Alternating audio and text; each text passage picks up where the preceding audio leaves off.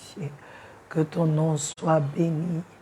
Ô Père, à qui irons-nous, Seigneur, si ce n'est à toi?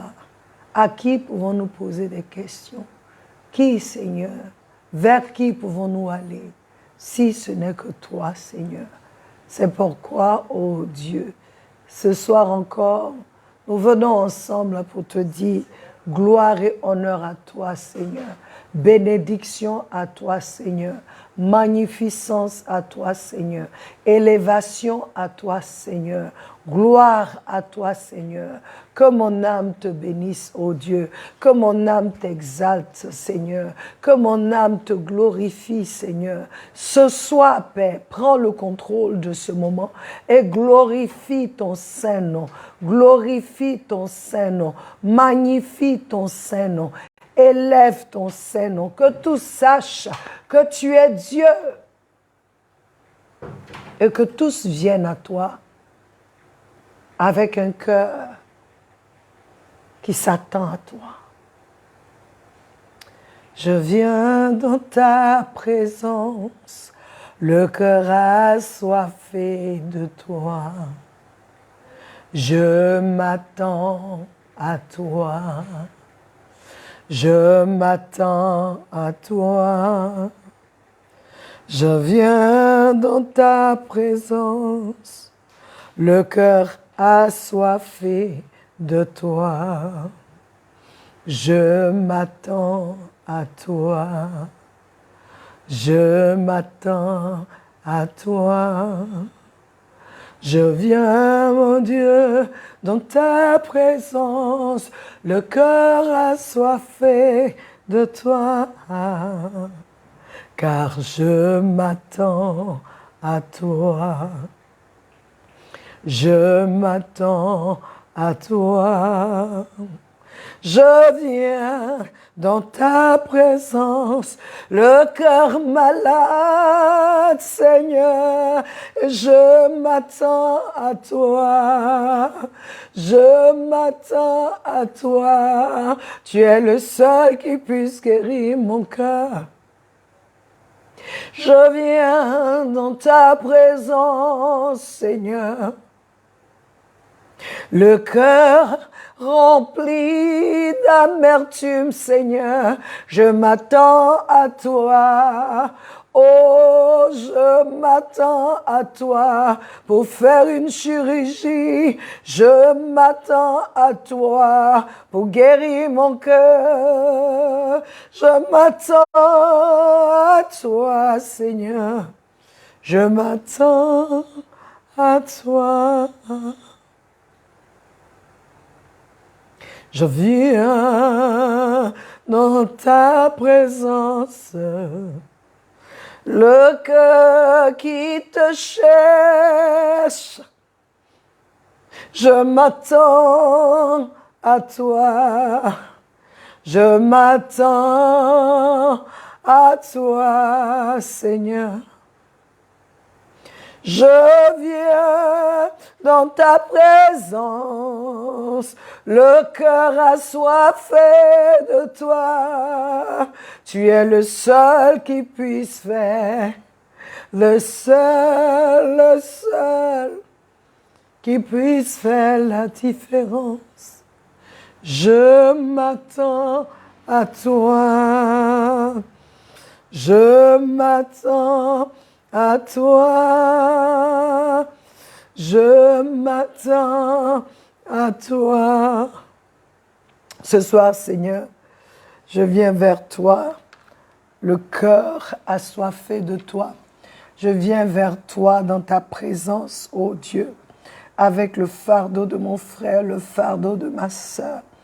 Et je dis, Seigneur, je m'attends à toi pour une solution.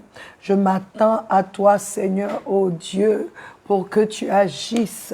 Je m'attends à toi, Seigneur. Je viens avec le cœur de quelqu'un, ô Dieu de gloire, qui ne sait plus où aller, Seigneur, qui est coincé au mur, qui a le dos au mur.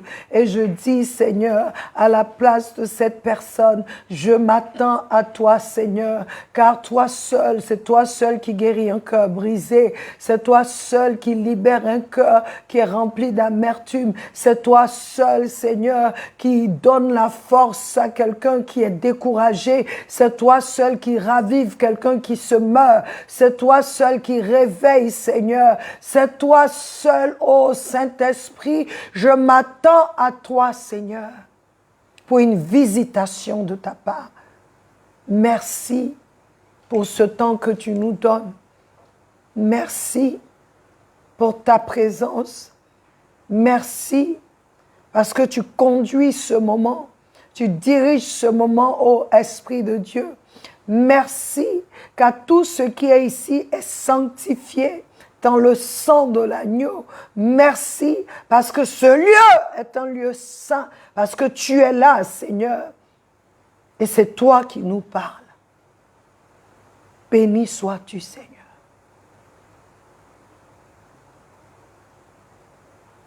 Tu es là, Seigneur. Tu es là au cœur de nos vies. Et c'est toi qui nous fais vivre. Tu es là au cœur de nos vies. Bien vivant, ô Jésus-Christ. Alléluia. Gloire soit rendue à Dieu, gloire soit rendue à notre Père. Peuple de Dieu, je vous souhaite la bienvenue sur notre plateforme. Et je dis gloire et honneur à notre Seigneur, à notre Père, à celui qui était, qui est et qui revient. Celui qui est vivant en nous, c'est lui qui règne sur le trône. Un seul trône, son royaume n'a pas de fin. Tous les royaumes passeront, tous les royaumes passeront, mais son royaume n'a pas de fin. Il reste d'éternité en éternité. Alléluia. Soyez bénis, soyez vraiment visités en ce jour. Alors, peuple de Dieu, nous allons sans plus tarder commencer. Je vous souhaite encore la bienvenue et je vous encourage à inviter quelqu'un pour qu'il se connecte afin que nous puissions ensemble faire cette fac ensemble, la foire aux questions. Nous rendons grâce à Dieu pour les questions qui arrivent et nous bénissons tous ceux-là qui ont pris le temps de méditer et qui nous ont posé des questions. Amen. Alors, sans plus tarder, nous passons à la première question qui dit « Ma question ». Je veux comprendre cette partie de ce verset, Osée 4:6. Puisque tu as rejeté la connaissance, je te rejetterai et tu seras dépouillé de mon sacerdoce. Prince Alex Macori. Bonsoir, Prince. Sois béni et bonne année à toi. Bonne année à toi. Puisque tu as rejeté la connaissance, je te rejetterai et tu seras dépouillé de mon sacerdoce. Dans la version Vie Nouvelle, c'est écrit « Puisque tu as rejeté la connaissance, je te rejetterai. Tu ne pourras plus exercer la fonction de prêtre pour moi. » Alléluia. Alex, voici ce que ça veut dire. C'est simple. Celui qui rejette la connaissance qui vient de Dieu est rejeté de Dieu et de surcroît, ce dernier, il ne peut plus représenter Dieu en fait. Il ne peut plus parler de la part de Dieu. Il ne peut même plus avoir de relation avec Dieu comme il se doit. Dieu se retire de cette personne qui le rejette. Selon, je te lis ça selon la parole dans le livre de Malachie 2:7. Il dit, en effet, les lèvres du prêtre sont les gardiennes de la connaissance. Les lèvres du sacrificateur sont les gardiennes de la connaissance. C'est à sa bouche qu'on demande la loi, parce qu'il est un messager de l'Éternel, le maître de l'univers. Donc, si celui qui est supposé avoir la connaissance rejette la connaissance, il devient un danger pour le peuple. C'est pourquoi aujourd'hui nous avons beaucoup de problèmes dans le corps du Christ, hein, car nombreux ont rejeté la connaissance, mais continuent de parler en tant que prêtres de l'Éternel où ils ont été rejetés. Tu ne peux pas rejeter la connaissance, les instructions du Seigneur et prétendre le représenter. C'est impossible. Ma vie d'abord doit témoigner que je marche selon cette connaissance. Écoute bien, il dit, c'est à sa bouche. Il dit, c'est à sa bouche. Écoute, la parole dit que les lèvres du prêtre sont les gardiennes de la connaissance. C'est à sa bouche qu'on demande la loi. C'est à sa bouche qu'on demande la parole, qu'on cherche la parole de Dieu. C'est à sa bouche qu'on cherche la volonté de Dieu. C'est à sa bouche qu'on cherche la pensée de Dieu. Il dit, parce que tu as rejeté la connaissance, tu n'es plus qualifié. Donc, le sacerdoce, tu es rejeté du sacerdoce parce que tu n'as pas la connaissance. Or, il faut cette connaissance-là. Et il continue parce qu'il dit, c'est à ta bouche qu'on demande la loi. Pourquoi? Parce que tu es un messager de l'Éternel, le maître de l'univers. Mais quand tu rejettes ce que lui dit là, quand tu rejettes les instructions qu'il te donne, mais qu'est-ce que tu dis au peuple? Qu'est-ce que tu dis aux gens? Lui dit, lui Dieu, il te rejette. Le peuple d'Israël était supposé être le messager de Dieu pour les nations du monde. Et leur succès et réussite sont liés à la connaissance qui leur venait du Seigneur. Donc, une fois qu'ils rejetaient cette connaissance, on voit dans la Bible, ils se retrouvaient en captivité. Ce n'est pas parce que Dieu le voulait ainsi, mais c'était la conséquence de leur rejet. Un exemple, dans le livre de, j'aime bien ça, dans le livre de Samuel 2,12, hein, Samuel 2,12 à 36, on nous parle de l'histoire d'Élie et de ses fils. On nous donne cet exemple. Élie et ses fils, là, quand tu commences à lire, si je lis, ça va prendre du temps, mais il faut lire ça, Alex, 1 Samuel 2,12 à 36. Quand on commence là, on dit les fils d'Élie étaient des vauriens. Et pourquoi on dit vauriens? Parce qu'ils marchaient contrairement à la connaissance. Ils marchaient contrairement à la parole, à la loi de Dieu. Ils faisaient ce qui était contraire. Et ils amenaient le peuple à pécher. Et Dieu a envoyé un messager à Élie pour dire, d'abord Élie a appelé ses enfants, mais vous là, ce que j'entends là, ce n'est pas bien, ne faites pas. Et puis c'est arrêté là, au lieu d'être dur, au lieu de vraiment les discipliner comme il se doit et tout, il n'a pas fait ça. Il a seulement parlé et puis il les a laissés continuer. Donc Dieu a envoyé un prophète vers lui pour dire, tu n'as pas... c'est-à-dire, tu n'as pas fait ce que tu devais faire avec tes enfants. On t'a dit ce qu'ils font de mal, mais tu n'as pas fait ce que toi, tu étais supposé faire pour ces enfants vauriens, pour ces rebelles. Mais parce que tu as fait ça, il dit, je coupe, j'avais dit que ta lignée, vous me serez prête pour l'éternité, mais je reviens sur ma parole, vous ne serez plus prête. Maintenant, celui qui m'honore, c'est cette personne que je vais honorer.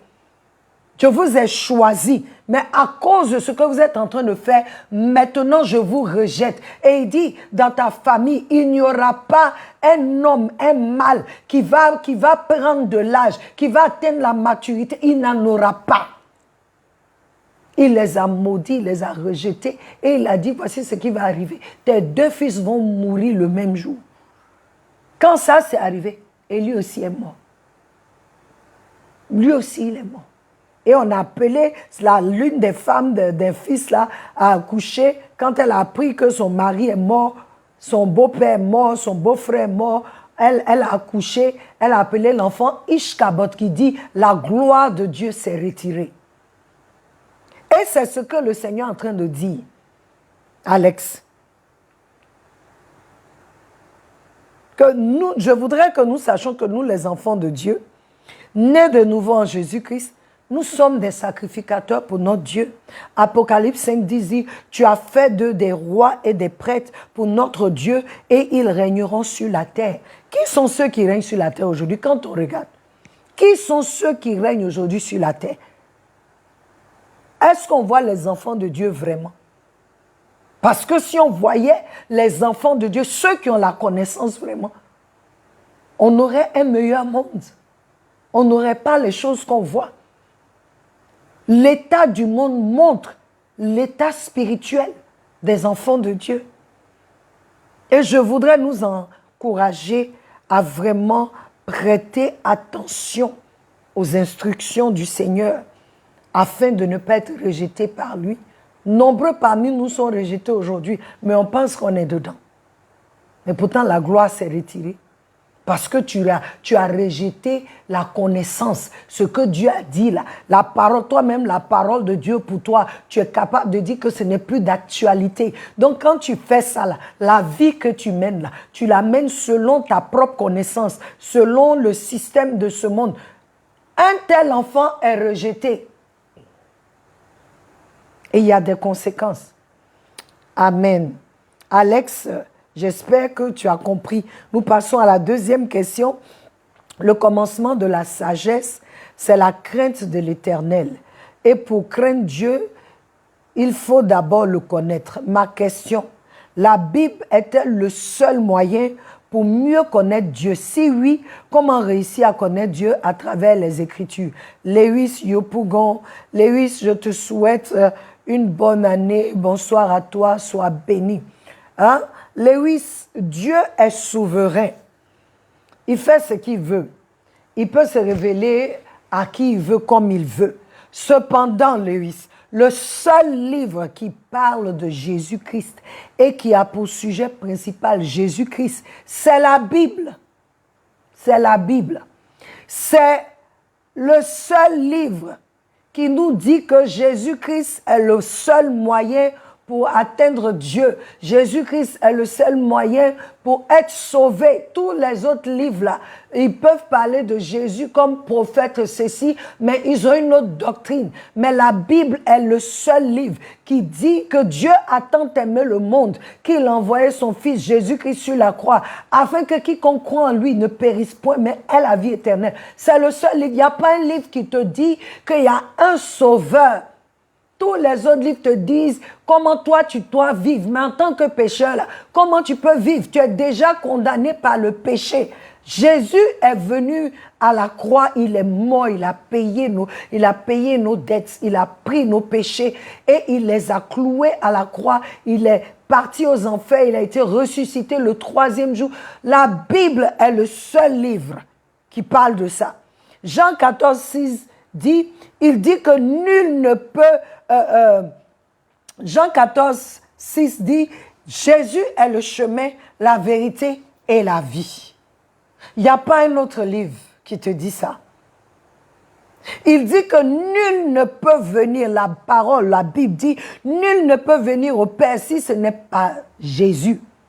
Et cette connaissance n'est nulle part ailleurs que dans la Bible. Dieu a tant aimé le monde, comme j'ai dit. Et il a donné son Fils unique afin que quiconque croit en lui et ne périsse pas, mais ait la vie éternelle. Jean 3, 16. C'est dans la Bible.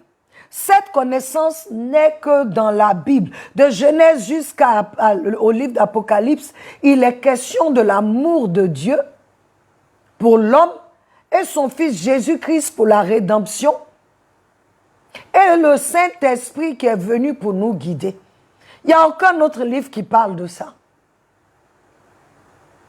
Et la Bible est applicable et praticable en toute génération. Donc, avec confiance, je peux te certifier que la Bible est le seul moyen vraiment pour connaître Dieu. Parce que c'est dans la Bible qu'il y a la parole de vie. C'est dans la Bible qu'on parle du Sauveur. Et c'est la Bible qui dit qui il est. C'est la Bible qui te dit comment tu dois vivre. C'est la Bible qui te dit que c'est Jésus qui a tout fait. Il a tout accompli. Quand tu crois en lui, tu deviens fils de Dieu. Il dit à tous ceux qui ont cru et qui l'ont reçu, il leur donne le pouvoir de devenir enfants de Dieu. Nombreux vont chercher. Il y a beaucoup de livres là-bas, beaucoup de religions. Mais si Jésus n'est pas le centre, si ce n'est pas Jésus qu'on adore, c'est-à-dire Jésus n'est pas le centre de ces livres-là. Donc, je peux te certifier que seule la Bible est le moyen par lequel on peut avoir la connaissance qui sauve. Josué 1,8 dit que ce livre de la loi ne s'éloigne pas de toi. Médite-le jour et nuit pour agir avec fidélité conformément à tout ce qui est écrit. Car c'est alors que tu auras un bon succès dans tes entreprises. C'est alors que tu réussiras.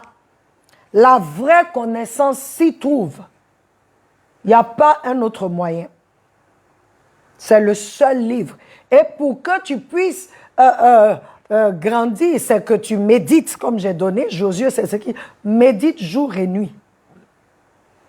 Étudie. Que ce livre ne quitte pas tes yeux. Le matin, lis un verset. Le soir, lis un verset. Mais étudie, médite, lève-toi et lis et étudie la parole de Dieu pour que tu aies la vraie connaissance. Alléluia. Donc, Lewis, sois béni. J'espère que tu as compris. Alléluia. Que le nom du Seigneur soit béni. Nous allons aller à la troisième.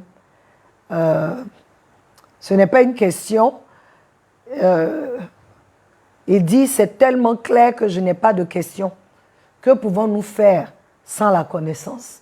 Monsieur Diarra, bonsoir Monsieur Diarra, soyez béni encore. C'est là ma joie, hein, Monsieur Diarra, que nous comprenions ce que dit l'Esprit.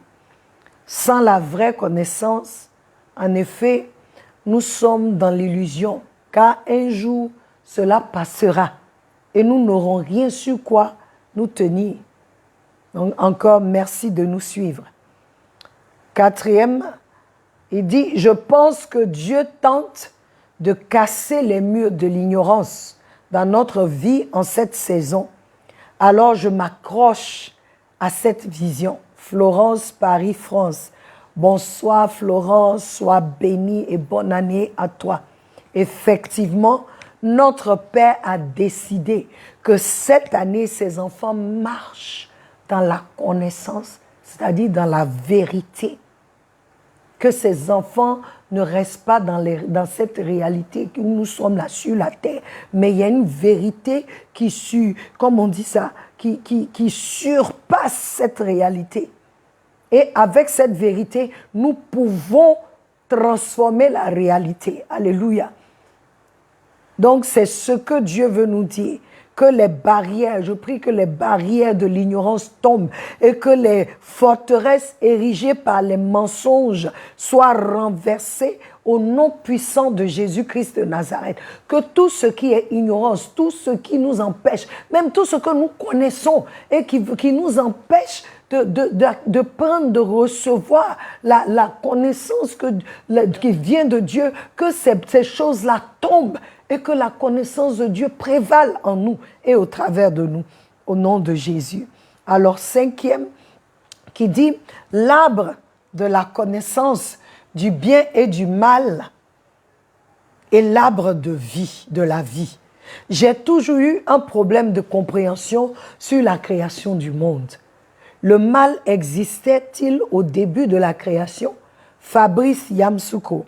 Bonsoir Fabrice, sois béni et bonne année à toi. Fabrice, selon la parole, quand Dieu a fini de créer le monde, il a dit dans Genèse 1,31, et Dieu vit chaque chose qu'il avait faite, et voici, c'était très bon. Et le soir et le matin était le 6e jour. Dieu, je parle de ce fait d'abord, que quand il a créé, quand il a tout regardé, lui le Dieu, il dit tout est très bon. Il a fait, tout était parfait. Cependant, dans le jardin d'Éden, quand Dieu a fait le jardin d'Éden et qu'il est venu mettre l'homme dans le jardin d'Éden, Dieu montre à Adam 2 arbres. Celui de la vie, l'arbre de la vie, et l'arbre de la connaissance du bien et du mal. Ce qui veut dire que le mal existait déjà, mais qu'il n'était pas encore connu. C'est-à-dire, il n'était pas encore manifeste. Cette porte-là était fermée. Il n'était pas encore connu de l'homme.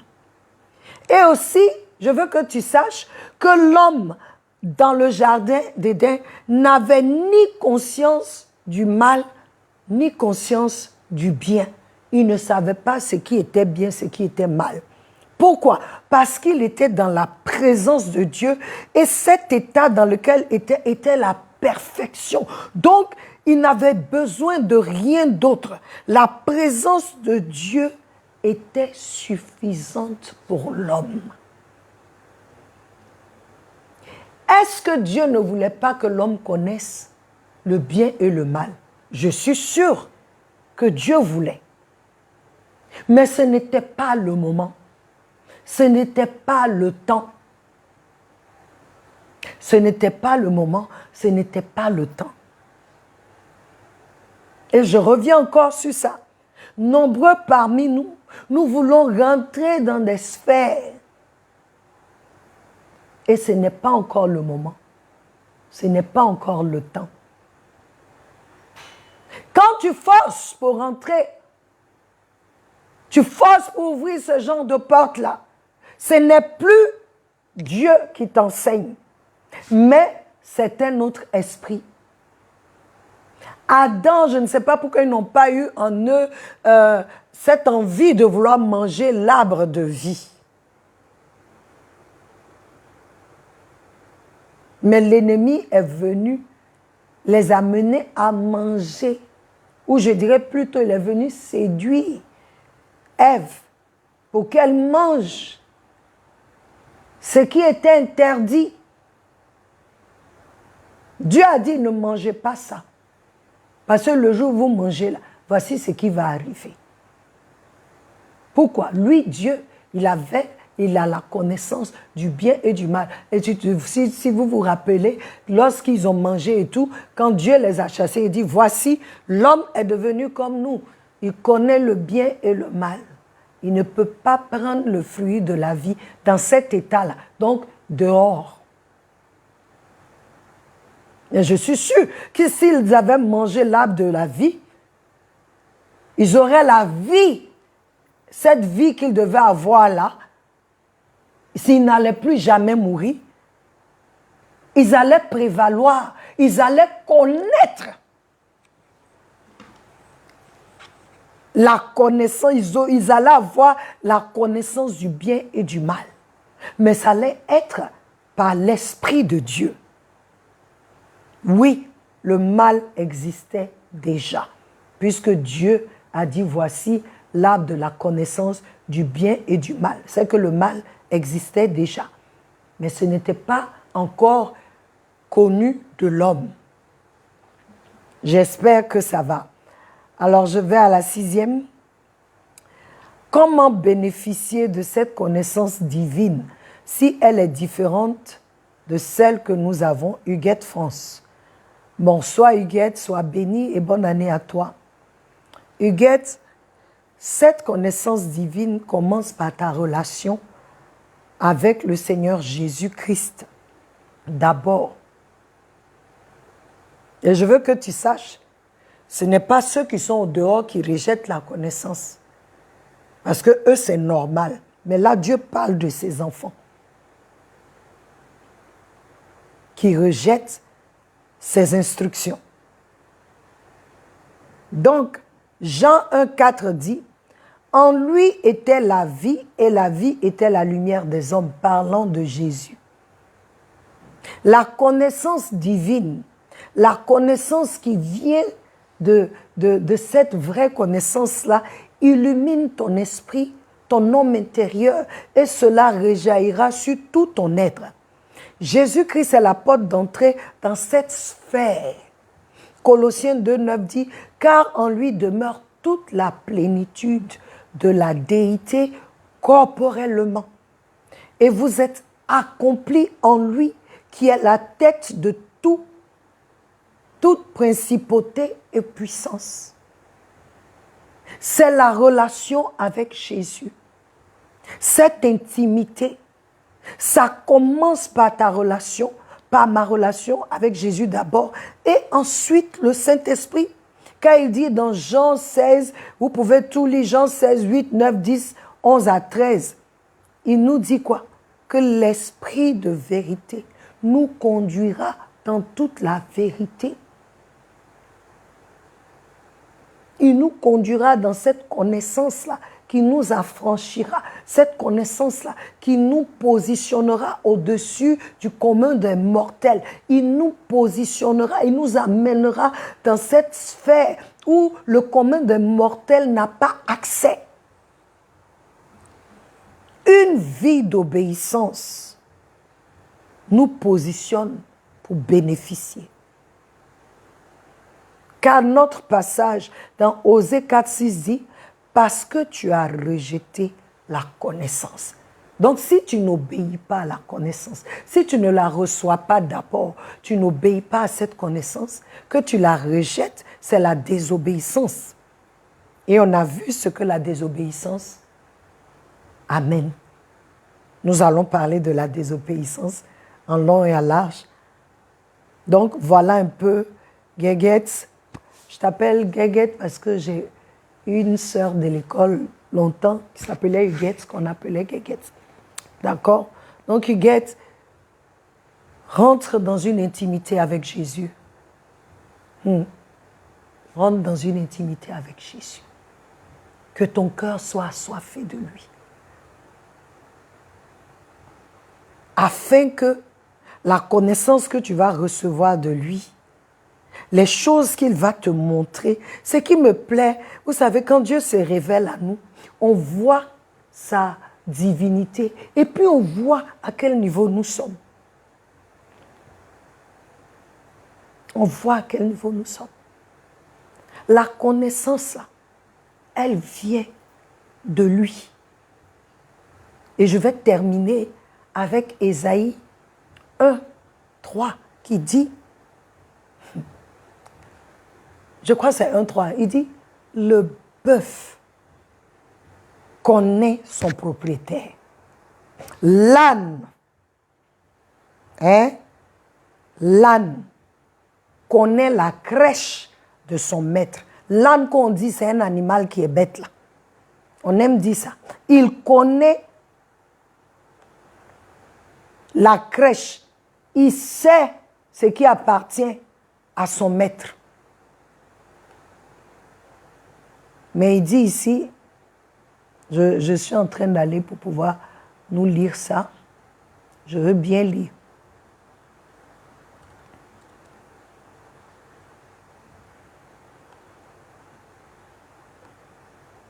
Ça dit, c'est un passage qui me fatigue. Il dit, le bœuf connaît son propriétaire et l'âne connaît la crèche de son maître.